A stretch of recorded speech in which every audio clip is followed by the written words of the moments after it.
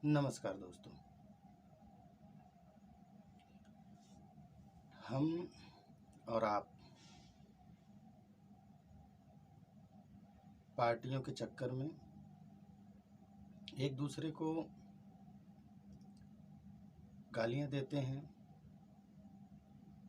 ज़रूरत पड़ती है तो एक दूसरे का सर फोड़ने के लिए तैयार हो जाते हैं। लेकिन मैं आपसे ये कहना चाहता हूँ कि आज हम जो पार्टियों में इतना ज़्यादा डूब गए हैं इन नेताओं के पीछे कि इसके अलावा और हमें कुछ दिखाई ही नहीं देता। मैं एक छोटी सी बात करूंगा आप लोगों से और इससे हम ये समझने की कोशिश करते हैं कि ये नेता किस तरह से हमें मूर्ख बनाते हैं। आप इस चीज़ पर जरा सा गौर अगर करेंगे तो इनके इरादे, इनकी सोच आपको स्पष्ट बिल्कुल दिखाई देगी कि ये करते क्या हैं, सोचते क्या हैं और देश के प्रति इनके अंदर किस तरह की भावना है। देश से इनको कोई लेना देना नहीं, इनको सिर्फ और सिर्फ एक ही चीज़ से मतलब होता है, वो होती है इनकी राजनीति, इनकी सत्ता, इनकी कुर्सी। अब आप इस चीज़ पर ध्यान दीजिए कि आज से 4-5 दिन पहले आरबीआई ने 2000 नोट को बंद करने का नोटिफिकेशन जारी किया और उस नोटिफिकेशन में ये कहा कि 2000 की नोट 30 नवंबर लास्ट डेट होगी, 30 सितंबर लास्ट डेट होगी।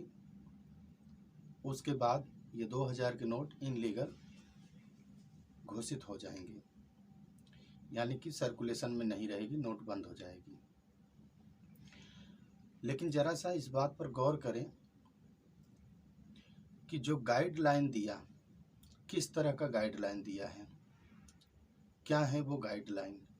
तो गाइडलाइन में सिर्फ ये दिया है आरबीआई ने कि आप किसी भी बैंक में चले जाइए, आपका खाता किसी भी बैंक हो उससे कोई मतलब नहीं, आप किसी भी बैंक के किसी भी शाखा में जाइए, 2000 के नोट को दीजिए और उसके बदले में बाकी की कोई भी करेंसी आप ले लीजिए। एक गाइडलाइन है, सिर्फ और सिर्फ एक कंडीशन है कि 2000 की नोट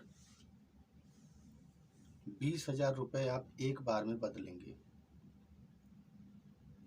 गौर कीजिए इस बात पे कि 2000 की नोट 20,000 एक बार में बदलेंगे, ये नहीं कि एक दिन या एक महीने में, ऐसी कोई कंडीशन नहीं है।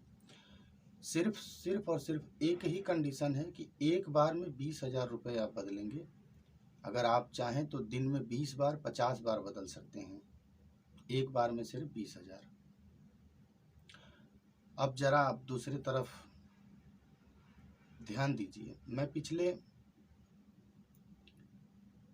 4-5 दिन से न्यूज को देख रहा हूँ, सुबह में भी देखता हूँ, शाम को भी देखता हूँ और हमेशा ये खोजने की कोशिश करता हूँ कि शायद आज किसी विपक्षी पार्टी का इस पर कोई न कोई वक्तव्य आएगा, बयान आएगा, इसके खिलाफ बात करेगा कि आखिर ऐसा क्यों है कि नोट बदलने वाला व्यक्ति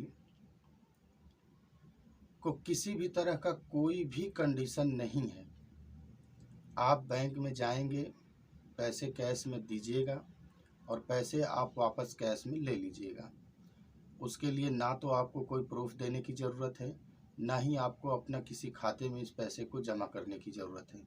जब इस देश में सभी लोगों का प्रूफ तैयार है, आधार कार्ड बन चुका है, पैन कार्ड लगभग वो भी बन चुका है, खाते भी लगभग सभी लोगों के खुल चुके हैं, फिर भी ये चीज़ नहीं किया गया, क्यों? इसके पीछे की सोच, ऐसा करने का कारण, ऐसा करने की मजबूरी क्या है आखिर, सरकार की या आरबीआई की? तो इससे ये पता लगता है, क्योंकि 2000 के नोट साधारण या मिडिल क्लास के लोगों के पास तो नहीं है। ये पैसे इन्हीं लोगों के पास हैं जो बड़े लीडर हैं, नेता हैं, माफिया हैं, अंडरवर्ल्ड के लोग हैं, या व्यापारी है, उद्योगपति है, जो भी हो, बड़े लोग हैं और बड़े लोगों के पास ही ये पैसे हैं। इसलिए, सिर्फ इसलिए, और ब्लैक मनी, अगर देश में करप्शन है, भ्रष्टाचार है, और ब्लैक मनी के खत्म करने के या निकालने के इरादे से आप इस कदम को उठाए हो, तो फिर ये किस तरह की ब्लैक मनी को रोकने का है, जबकि कोई भी रिकॉर्ड आप अपने पास रख ही नहीं रहे हो किसी भी तरह का। ना तो कोई कंडीशन है, ना किसी प्रकार का इनके ऊपर पाबंदी है। कौन कितना पैसा लेके आया बैंक में और कितना पैसे लेके चला गया, इसका कोई रिकॉर्ड ही नहीं होगा। फिर ये नोटबंदी का क्या मतलब, क्या अर्थ है इसका, और ऐसा क्यों किया जा रहा है, इसका जवाब ना तो किसी ने मांगा, ना ही किसी ने दिया। अब किसी भी पार्टी का कोई भी नेता इस पर कोई भी बयान नहीं दिया। 4-5 दिन से मैं यही देख रहा हूँ। उस तरह तो एक दूसरे की धोती खींचते रहते हैं, छोटी सी बात पे बहुत बड़े बड़े बवाल खड़े कर देते हैं, दंगे हो जाते हैं, तमाम तरह की लफड़े फसाद। लेकिन ऐसे कदम उठाए हैं सरकार ने, नोटिफिकेशन जारी किए हैं, इस तरह नोट बदली जा रही है। ऐसा क्यों किया जा रहा है? कोई भी नेता, किसी भी पार्टी का, किसी की नाम लेने की ज़रूरत नहीं है। देश में जितनी भी पार्टियां हैं, जितने भी नेता हैं, सभी नेताओं को आप याद कर लीजिए, किसी एक भी नेता ने एक भी बयान इस पर नहीं दिया।